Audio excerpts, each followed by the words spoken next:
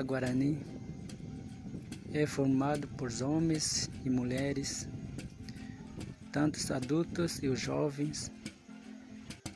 De um lado os homens e outro lado mulheres.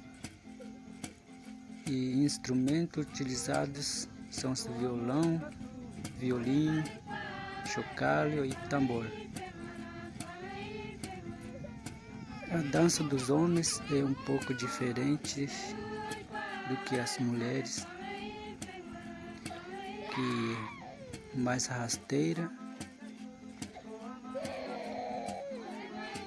Os cantos e as danças é uma forma de orar e agradecer a Nyanderu, que é Deus, por Ele estar cuidando de nós.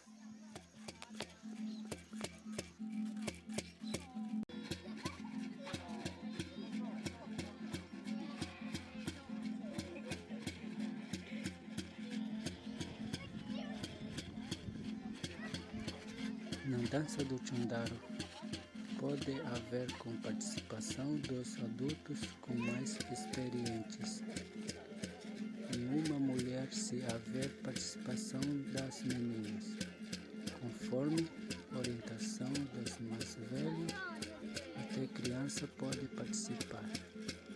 A dança do Chondaro é um exercício praticamente como exercitando para alguma coisa, portanto sagrado e respeitado, e serve para equilíbrio do corpo, desviar de alguma coisa, para pular de alguma coisa, principalmente serve para os homens, ou seja, saber se defender de alguma coisa, e para manter forte e saudável. Guarda,